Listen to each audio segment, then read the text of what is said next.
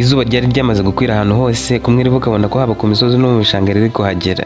Hari hakiri kare cyane mu masaha ya saa yine z'amanywa. Posheri yafunguwe muri gereza nyuma y'imyaka itari mike yari ahamaze. Muri iyo minsi havaga izuba ryinshi cyane ku buryo amazi yasaga nk'ayakamye mu bishanga, ariko nanone ntibyari bya burundu. Kubera ko yari amaze imyaka myinshi afunzwe, yagiye mu muhanda mugari agenda areba hirya no hino. Yarakumbuye kureba uko isi yahindutse, kubera ko muri gereza ntawemererwa gusohoka ngo wenda yareba imisozi cyangwa akamenya aho iterambere rigeze. Si wari urose bamufungura bakamukura muri iyo gereza yasaga nabi cyane, ibamo imbaragasa n'imbeho iteye ubwoba kuko yari yubakishijwe ibiti, hagati barasizemo imyenge. Yakomeje kugendera mu muhanda agera mu bishanga hasi, ariko arebye hakurya arumirwa. Umuyaga wazamuye agace k'ikanzu, kazamuka kakongera kakamanuka hasi. Kari kameze nk'agashumi, ariko yakwitegereza neza akabona wagira ngo kuzuye amaraso. Yagize amatsiko ajya kureba, asanga ari tinashe banaze muri uwo muferege wari ufite uburebure nk'ubwa santimetero 50. Kubera ko bari bamukubise bakanamuciraho imyenda akavirirana kuzura amaraso, ako gace kari kacitse ku ikanzu ye, ariko kagifasheho niko umuyaga wazamuraga. Yabanje kwikangamo agira ngo tinashe yapfuye.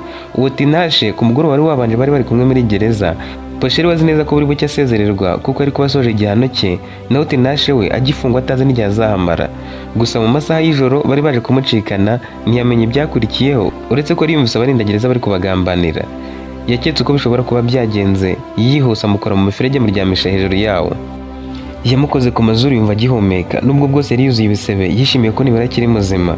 Yakuyemo umwitero yari afite ku rutugu, awukata mu buryo bwihuse, akuramo udushumi, atangira guhambira ku bikomere byavaga amaraso. Yamushyize ku bitugu amutwara agana imbere muri uwo muhanda mugari. Bagenda amutwaye ku bitugu, nawe yatunguwe no kubona ageze ahantu hari mu ihuriro ry'imihanda. Afungwa yaje mu igare rikuriwe n'ifarashi, ntiyabona uko yita ku mihanda yari ari kunyuramo ngo ayifate mu mutwe. Yayoboye icyerekezo yari kunyuramo ajya iwabo, hafi aho ahura n'umuntu ayoboza, kuko bari bageze ahantu hadatuwe yashoboraga no kugenda amasaha 5 atarahura n'umuntu, apfa guhitamo icyerekezo cy'iburyo. Ku bw'amahirwe nyuma y'amasaha 7 agenda, ahagana mu masaha ya saa 11 yabonye amazu hakurya, abona n'umujyi imbere yaho. Nta mafaranga na make yari afite ngo wenda yakodesha icyumba muri uwo mujyi, nta n'umuntu yari ahazi. Inzira yari yanyuzemo yari yayiyobye yisanga muri ibyo bice. Yaratekereje aribwira ati ngiye mu mujyi abantu baho ntibangirira impuhwe kuko babibereye mu bucuruzi, reka njye mu giturage. Yagiye mu giturage cyari mu nkengero zawo, agize amahirwe agera mu rugo rw'umukecuru n'umusaza. Bakibona umusore yaratwaye ku bitugu wasaga nk'uwapfuye, ataranabasuhuza bahise bamusaba kwinjira mu nzu akamuryamisha. Hari ahagana saa 11 z'umugoroba zirengaho iminota mike. Bamubajije amakuru bamubaza aho ava n'ahagana, arababwira ati njye n'uyu musore twari dufunganywe. Mu by'ukuri njye naziraga icyaha nakoze cyo guhohotera umukobwa utaruzuza imyaka, ariko waburaga amezi make ngo iyo myaka yuzuze, niyo mpamvu bankatiye imyaka mike. Habura iminsi 2 ngo mfungurwe, nibwo bazanye uyu muhungu witwa Tinashe. Uwo mukecuru n'umusaza baramubajije bati none se azira iki? Niki cyatumye afungwa agafungurwa mu minsi 2 none akaba ameze atya? Mucikanye muri gereza bigenze bite? Posheri uyu musore usanzwe yari umushumba. Umukobwa witwa Ciyenge akaba afite se w'umukire ucuruza amabuye y'agaciro witwa Diwani. Yaramwikundiye kuko yamwigishaga kuvuza umwirongi. Ariko uwo mukobwa mukunda hari undi musore umukunda, uwo akaba Sifu, umuhungu w'umutware wa Jayire. Umusaza yaramubwiye ati umutware ndamuzi, niyo gereza turayumva, ahubwo tubwire wowe uhavuye haba hameze hate? Niwo bakubita abantu bakabagira indembe barya? Umukecuru yamuciye mu ijambo ati nyamara ntitwakabaye turi kumurangarana, uretse kumupfuka se hari ikindi kintu wamufashije? Dore banamuciriyeho imyenda, ameze nabi cyane ashobora no gupfa. Yarabaretse bakomeza kuganira mutegurira imiti. Yacanye umuriro, acana ibiti bikomeye ku buryo byari kuza kuvamo amakara cyangwa ibishirira. Ajya hanze hari yatangiye kuza kijima gakeca ibyatsi, abigejeje mu nzara bihonda, akamura umuta awushyira mu gakombe, hanyuma acanira n'utuzi. Mu gihe yaracaniriye amazi, Posheri yakomeje gusobanurira umusaza ukuntu Tinashe yazanywe muri gereza azira ko Ciyenge yamukunze, ariko akababwira ko ibyo byose nawe atabizi, ko nagarura agatajya ari bubashe kubasobanurira. Yanababwiye ko mu gitondo bari bamurekuye akajya gushyingura se wari wapfuye, yavuye bakamugarura muri gereza. Nijoro umukobwa wamukundaga akaza kumucikana. Ibindi byakurikiyeho ntiyarabizi, ahubwo ahise asobanura ukuntu yamusanze mu miferege, agasanga amaraso akiva, akamuhambira ku bikomere akamuzana. Yanababwiye ko yayobye inzira, akaba yisanze ahantu atazi. Umusaza aramuseka cyane, aramubwira ati burya wanayobye ntuzi aho ugana? Nawe ati yego rwose, bajya kumfunga bantwaye mu igare rikururwa n'ifarashi banziritse, sinagenda ndeba aho ndi kunyura. Kandi urabizi ko inyuma y'iriya gereza nta bantu bahatuye, keretse ahagana imbere ariho mu butware bwa Jayire. Umusaza yamubajije aho aturuka, amubwira ko avuka mu gace kariko. Yaramubwiye ati aho hantu ariko ndahazi, ndabyumva ko wayobye umuhanda. Ese ubundi wayobye ute? Nawe ati bakimara kumfungura namanutse ngera kuri uyu musore, ariko ngeze imbere mbona imihanda 2 ninyurira mu mbonye, numva kuri bungeze wacu. Umusaza yaramubwiye ati rero kugira ngo ugere iriko harabura iminsi 2 ku rugendo rw'amaguru. Niba mufite amafaranga nzabashakira umuntu abatware, cyangwa mbashakire uko batwara ku igare rikururwa n'ifarashi. Ndabizi muzahita mugerayo, bo basanzwe bakora ibyo biraka rwose. Abo bantu bakundaga kuba mu mijyi bakora nk'abamotari cyangwa abanyonzi, abashoferi cyangwa abapilote bobo. Akazi kabo kari ko kugura amafarashi bakazirikaho amagare bakajya batwaraho abantu bifuzaga kujya kure bakabishyura amafaranga atubutse. Kari akazi gakomeye kuko no kwigondera ifarashi ubwabyo ntibyabaga byoroshye. Abakene bagendaga ku ndogobe kandi iyo ntiyihutaga nk'ifarashi. Ubundi muri icyo gihe ingendo zitaramera nk'ubu abantu bagenda ku binyabiziga cyangwa mu ndege, bagendaga ku nyamaswa, nubwo hari bamwe bazita amatungo kuko ziba mu rugo, ariko bakagenda mu buryo bune butandukanye. Ubwa mbere bwari ukugenda ku ndogobe. Indogobe ni ryo ryari itungo ryoroheje cyane abantu benshi bifashishaga. Yakoreshwaga mu gutwara abantu n'ibyabo, cyane cyane mu byaro no mu misozi. Umuntu umwe yashoboraga kwicara ku mugongo wayo. Ikibazo cyayo nuko yagendaga kigereranyije n'izindi nyamaswa, ariko ikagira umwihariko wo kuba yagera kure. Yashoboraga kugenda ibirometero byinshi ihetse n'ibiro biri hagati ya 50 na 80, hakaba hajyaho n'umwana muto ufite ibiro bike. Yakundaga kugendwaho n'abacuruzi baciriritse, abagore, abana n'abagenzi basanzwe. Uburyo bwa kabiri bwari kugendera ku ifarashi. Yakoreshwaga cyane n'abari mu nzego z'ubutegetsi, abasirikare, abagiye mu rugamba n'abajyanama b'ibwami. Abantu bashoboraga kwicaraho ntibarengaga umuntu umwe, uretse ko na babiri bashoboraga guhekanaho, ariko ntibyabagaho kenshi. Yihutaga cyane kurusha indogobe, kandi ikaba yarashoboraga no gutwara ibiro 100. Yashoboraga gukoreshwa no mu masiganwa cyangwa mu ngendo zihutirwa kuko yarushaga izindi mu kwihuta. Uburyo bwa gatatu bwari amagare yakururwaga n'amafarashi cyangwa indogobe. Yari nk'amakamyo yo mu bihe bya kera. Yashoboraga gutwara abantu barenze umwe cyangwa imizigo iremereye bitewe n'ingano y'igare. Ku muvuduko byaterwaga n'umuhanda. Mu mihanda myiza ryarihutaga, ariko ryasaga n'iritinda ahantu hari imisozi. Ryashoboraga gutwara ibiro biri hagati ya 200 na 400. Ryagenderagamo abami, abatwari, abacuruzi b'ibiribwa byinshi cyangwa abagenzi bavuye kure cyane. Uburyo bwa kane bwari bwo kugenda ku ngamiya, ikaba yari imeze nk'indege yo mu butayu. Umuntu umwe cyangwa babiri nibo bashoboraga kugenda bicaye ku mugongo, ariko ikaba yarashoboraga no gukurura igare inyuma ririmo imizigo. Yashoboraga gutwara umuntu mukuru n'imizigo iri nko mu biro 300. Abacuruzi, abayobozi n'abagenzi banyuraga mu butayu n'ahantu hashyuha cyane cyangwa hatari amazi ahagije, bashoboraga kugenda iminsi myinshi niyo bagendagaho. Muri uwo mujyi wari warateye imbere Posheri na Tinashe bari bakirimo, abantu bagiraga akazi ko gutwara abandi ku matungo nk'uko kuri ubu batwara ku binyabiziga. Hari nk'abo nakwita ko bari abamotari, abashoferi cyangwa abanyonzi bifashishaga indogobe cyangwa ingamiya bagatanga serivisi zo gutwara abantu cyangwa imizigo. Abandi ku masoko cyangwa ahantu h'ingendo ndende, abagenzi bagiraga abantu bo kubatwara babaga bazobereye ibyo kwambutsa abantu ahantu hakomeye batamenyereye, bakabatwara bakabishyura amafaranga cyangwa amabuye y'agaciro nka zahabu. Uburyo bwo gukora ingendo bwabaga bushingiye ku bushobozi bw'umuntu n'aho agiye. Umusaza rero yabibwiraga Posheri yizeye neza ko batari bubure uko bagerayo, yewe na Tinashe wari urwaye hakaba hari amahirwe ko yari kugeraho byoroshye. Umukecuru yamaze gushyushya amazi, yazana agatambaro keza agenda akoza mu bisebe bya Tinashe arabyoza. Tinashe wari wahwereye arataka, bahita babona ko rwose ashobora no gukira ubwo bari bakoze ku bisebe akabasha kuvuga. Yamushyiriyeho umuti, yongera kumupfukisha ibitambaro byasaga neza, azana ibyo kurya biha Posheri aramutamika, agarura agatege bamwereka n'aho kuryama. Posheri yabyutse ababaza niba bagiye kumushakira ababatwara bakagenda, bagerayo iwabo bakabishyura amafaranga bifuza cyangwa niba bari kureka akabanza gukirira aho ngaho. Umusaza rero ababwiye ati wareka akabanza gukira mukazaba mugenda, ahubwo ngiye kubaha inzu hano hanze umwiteho, nzajya mbamenyera ibyo kurya n'ibindi muzajya mukenera. Muri icyo gitondo Tinashe yasaga n'uwagize akabaraga ariko ubasha kuvuga. Posheri yaramwishimiye, amufata mu mbavu agerageza kumuhagarika birashoboka, ariko kwijyana mu bwiherero wenyine biramunanira. Umusaza n'umukecuru babonye ashoboye kuvuga bifuza kumenya byinshi kuri we. Kubera ineza bari bamugiriye, nawe yivuye inyuma ahera mu bwana bwe ababwira uko yakuze agera kuri uwo munsi. Ubusanzwe yabanaga na se gusa kuko nyina rero apfuye. Muri ubwo buzima bwo kubana na se gusa, se yamukoreraga buri kimwe ngo yishime. Yamwigishije kuvuza umwirongi kugira ngo najya ajya kuragira ajye yimara irungu. Uko kumenya kuvuza umwirongi nibyo byatumye ahura n'umukire Diwana ari kumwe n'umukobwa we Ciyenge, bakamusaba kuvuza ngo bumve. Barabikunze, umukobwa wa Diwana amusaba ko yajya amwigisha kuvuza, birangira amwikundiye. Batangiye gukundana, umuhungu w'umutware nawe yatejemo, abwira Ciyenge ko amukunda ariko yanga ko babana kuko nyina yari yifitiye umukunzi. Ibyo byatumye uyu muhungu w'umutware witwa Gasifo afungisha Tinashe, ndetse ajya no kwasamurogera mu nzoga kugira ngo atume umusore azinuka uwo mukobwa. Ciyenge yigiriye inama yo gufunguza umukunzi we, ajya ku bacungagereza, umukuru wabo amuha amafaranga menshi n'izahabu, amwemerera kumufungura akamucikana. Amaze kumucikana ngo bamugire mu kindi gihugu cyangwa mu kandi gace. Umukobwa nawe ahunga urushako bari bagiye kumushyiramo ku ngufu atabishaka. Uwo murinzi witwaga Bekiza arabagambanira atuma kuri Sifo. Sifo yaje yiruka, abasanga bataragera kure, bakubita Tinashe basiga bazi ko yapfuye. Iyo nkuru umukecuru yarumvise azenga amarira mu maso, umusaza nawe biramubabaza, bituma babemera kwamara igihe cyose bashaka bakabanza kubitaho. Tinashe yazagarura imbaraga neza bakabona kugenda. Bagumye muri urwo rugo. Mu gitondo Pusheri akajya abyuka kare akabanza gukaraba intoki, agasukura ibisebe bya Tinashe, agashyiraho imiti mishya. Ba basaza nabo bakomeza kumugaburira ibintu byujuje ubuziranenge birimo isosi, isombe n'igikoma cy'ifu y'ibigori kivanzwemo ubuki. Pusheri yamutoje gukandagira, amutoza kugenda. Mu gihe batari kumwe agafasha abo basaza kwita ku matungo yabo bakajyana no mu mirima.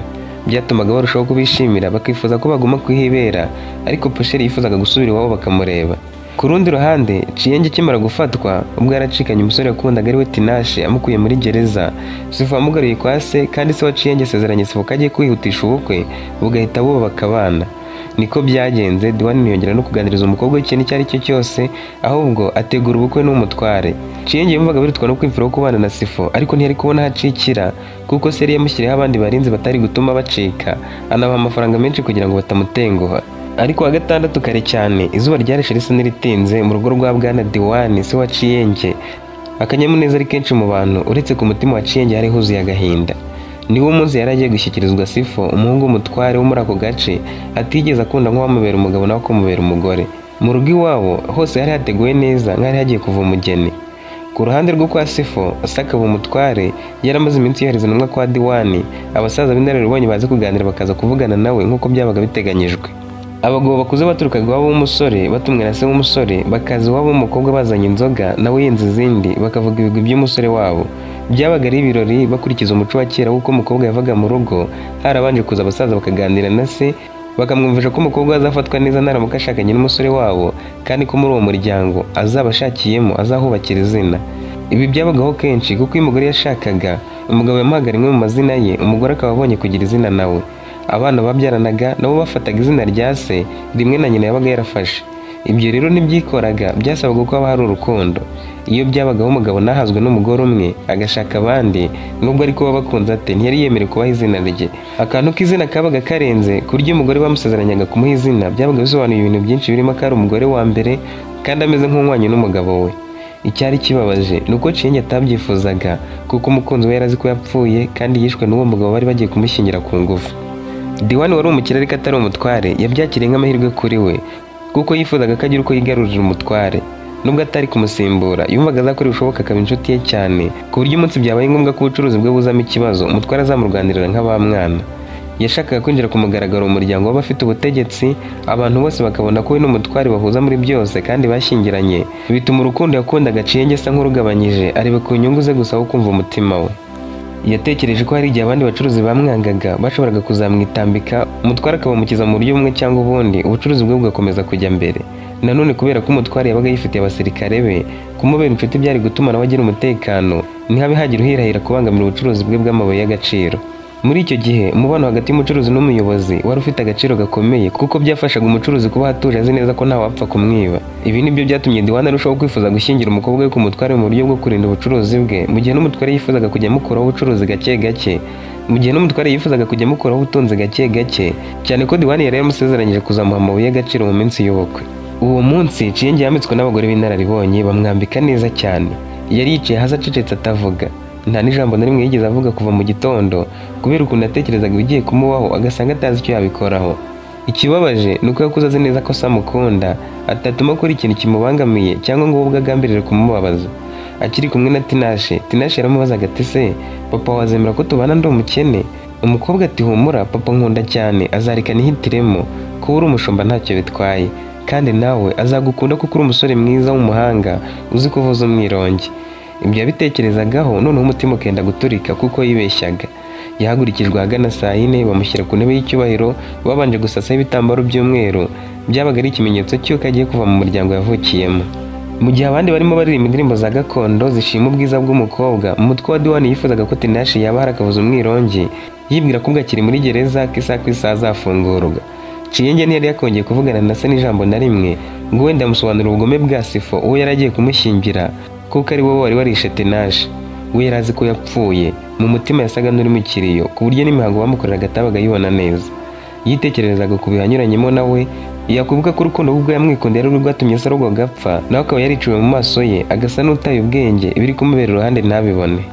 Mu by'ukuri iwabo wa Chiyenge nta yindi mihango cyangwa ibirori bikomeye bari bukore, kwari ugufata umukobwa wabo bakamuherekeza bamuririmbira ari mu igare, bakamujyana mu rugo rw'umutware, hakaba ariho habera ubukwe. byari bigenwe ko buri bubere mu cyumba kinini cy'ubutware twakwita nka sale. Sifa yicaye hagati yambaye ikanzu y'icyubahiro atuje yishimye cyane mu mutima. Yari agiye kubana na Cienge yifuzaga nubwo yarabizi ko atamukunda, ariko nta ndi mahitamo Cienge yari afite yo kumwanga kuko byari itegeko ko umugabo yemerewe guhana umugore uko abishaka mu gihe yitwaye nabi mu gihe babana. Byanga bikunda yagombaga kumwishyiramo akamwereka akanyamuneza kugira ngo atazaba akubitirwa ko abaniye n'abo umugabo we. Umuhango waje kugera ku gice cyo gutanga umugeni. Abasaza bo ku ruhande rwa Diwani barahagurutse bavuga amagambo y'imisango, abandi batanga ibiseke byuzuyemo ibintu bitandukanye. Baje kugera ku mwanzuro bavuga ko umugeni w'umuryango wa Diwani yiteguye kujya mu rundi rugo. Cienge ntiyigeze arira cyangwa ngo asakuze, yasaga nk'udahari mu bitekerezo. Yari yambaye icyatsi cyererutse, agenda gahoro abanza kuramutsa Sefo nk'uko byagendaga mu bukwe bwose. Amaze kwicara iruhande rwe, abashumba bari bamenyereye kuvuza imyirongi bayivugirije rimwe, abandi batera urusaku rwerekanaga ko urugo rushya rutangiye. Muri ka gace Tinashe na Posheri bari barimo, Tinashe yaje gukira neza, hanyuma uwo musaza ahamagara umuhungu wari ufite igare rikururwa n'ifarashi yemera kubatwara ku buntu. Impamvu ni uko Posheri yari arimo gukora imirimo myinshi, Tinashe nawe yakira ntibahite bagenda, akabanza kubafasha gusarura imyaka bari bejeje. Buriye mu igare bajyana iriko. Bagiye banyura mu misozi, bamanuka mu bibaya, banyura mu bishanga, nyuma y'amasaha 7 babagezeyo. Ubuzima bwo muri Riko, cyane cyane mu bice by'icyaro bitari imisozi miremire, bwari bwiza cyane. Bwarangwaga n'imibereho ishingiye ku bworozi n'imirimo gakondo ijyanye n'ikirere n'ibihe by'umwaka. Ahagana mu mujyi naho hakorerwaga ibikorwa bitandukanye byinjizaga amafaranga. Icyiza cyo muri Riko ni uko habaga ibirombe byinshi byacukurwagamo amabuye y'agaciro. Riko kari agace karambuye, nta misozi miremire habaga, ahubwo ari nko mu bishanga ukuntu ibibaya byiza byabagamo imigezi, igatuma ubutaka bumera neza kandi bukameza ibyatsi n'ibimera byoherezaga ubworozi. Abashumba ahanini babaga ari abasore bato, baragiraga inka n'amatungo mato nk'ihene n'intama. Posheri yamujyanye iwabo nawe ataheruka, bamubonye bamusamira hejuru.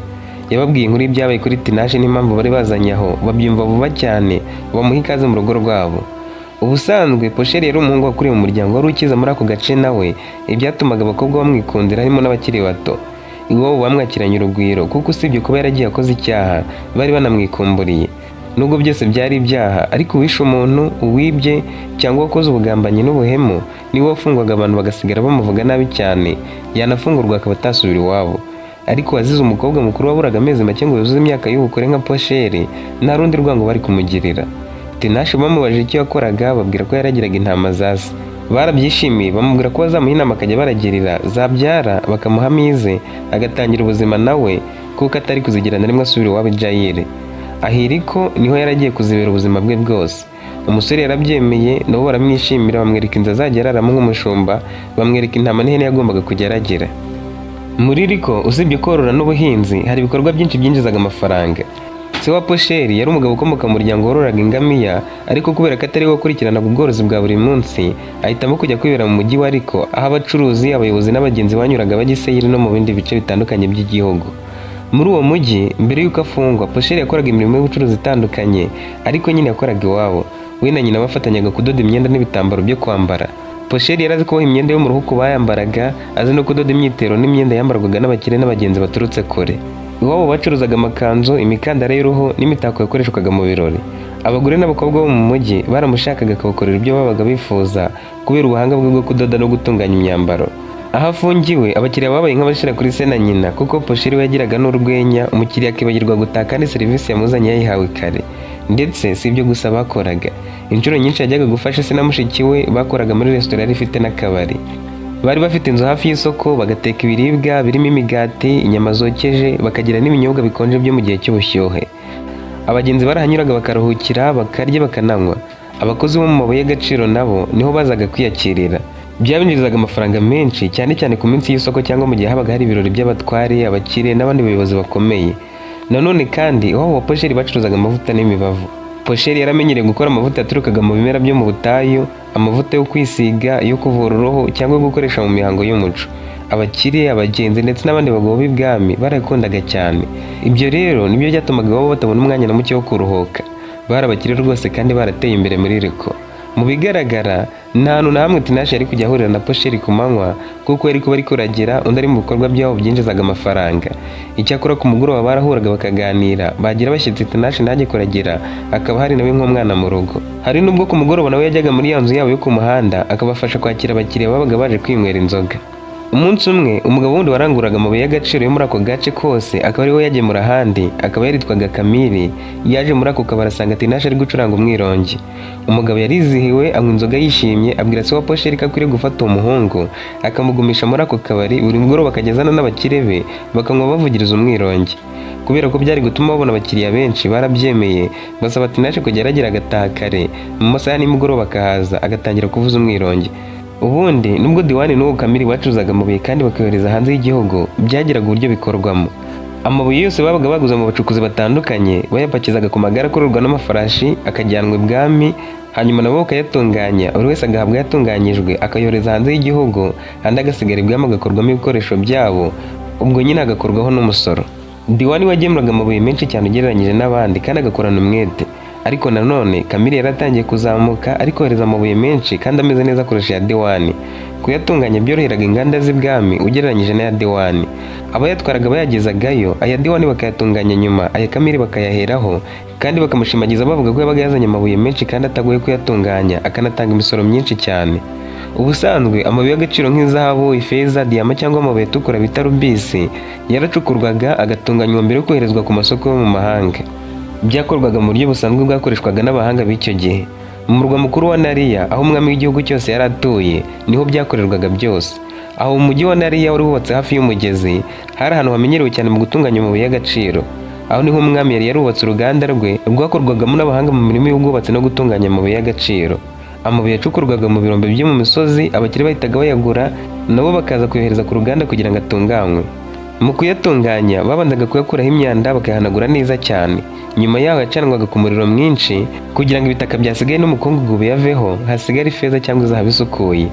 Hanyuma barayapimaga bakayapfundikira mu dusanduku tw'imbaho, bakayashyiraho ibimenyetso by'umutware cyangwa umucuruzi wayatunganyije, ubwo nyine nka nyirayo niba ari Kamili, Diwani cyangwa undi, bagashyiraho ikimenyetso kugira ngo abantu be bayamenye, bakanashyiraho kashi y'ibwami. Aya mabuye ntihitaga yoherezwa uko yakuwe mu butaka. Kuba asukuye, afite uburemere buzwi kandi akagira ikirango cyemewe cyagaragazaga ko asohotse mu gihugu, ndetse akagira ikirango cyemewe cyagaragazaga ko asohotse mu gihugu mu buryo bwemewe n'amategeko, byatumaga n'amahanga yakira nta gushidikanya. Diwani yakoraga ibintu mu mucyo, yishyura abakozi be neza kandi akubahiriza amategeko yose yagengaga abacuruzi b'amabuye y'agaciro. Ariko mu gace ka Jayiri amabuye yaratangiye kuba make kandi yagezwa ibwami, aye ntiyitabwaho mbere nka Kamili n'abandi bacuruzi bazanaga menshi.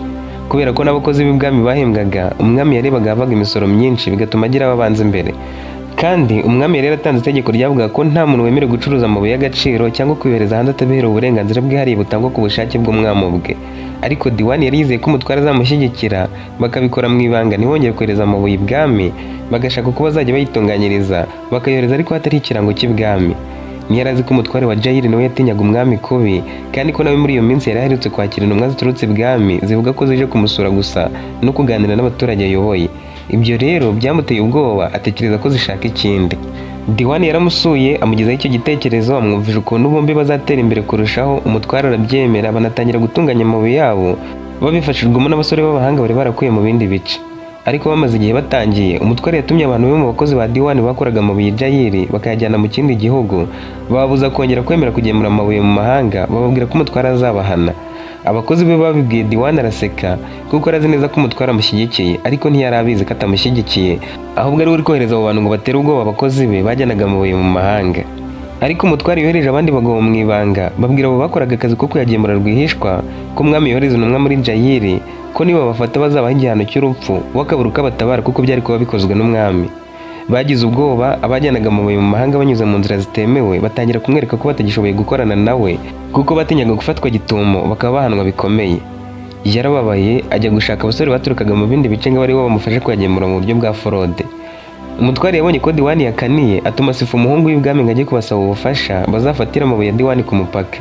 Wakumva ko ndi umutware rwanirwa ko atabyikurikiraniye, ariko nawe umwami byaramushimishaga cyane iyo habaga harimo inyungu. Ayo mabuye yose bari gufata ari kujyanwa ibwami bakayakoresha icyo bashaka, kandi uwafashwe bakamutegeka gutanga andi mabuye, yabyanga bagahagarika ubucuruzi bwe cyangwa agafungwa.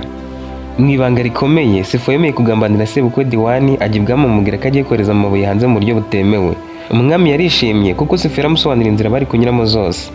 Ingabo z'umwami zahise zigerayo zikambikaho ayo magare yari kunyura. Mu rukerera amagare ya Diwani yanyuze aho hantu asanga abasirikare b'umwami bahuzuye. Bafatira ayo mabuye yose, abasirikare bamwe bayobora bari bayajyanye babageza ibwami. Umwami yarebye ubwinshi ategeka ko Diwani aba afunzwe. Itegeko ryihuse ryageze ku mutware ko agomba kuba amufunze, akabanza kumva ko yakoze ikosa rikomeye akarenga ku itegeko ry'umwami. Nijoro Ciyenge yararaga arira kubera ko Sifu yamubwiraga amagambo mabi amubwira ko abantu bose bari munsi ye baba abakire cyangwa abakene, kandi ko umushumba Kamiza aragiye. Rimwe na rimwe yatahaga yasinze amadivayi akamuraza ku nkoni akanamuhotera mu bundi buryo. Umutware nawe nta mpuhwe yagize na nke, yafunze Diwani wari wa mwana we amufungira muri ya nzu yari yubatse hejuru ku musozi imeze nk'ikiraro. Ibyo byarushijeho gukomeretsa Ciyenge wari utwite yenda kubyara, ariko ntacyo yari kubikoraho.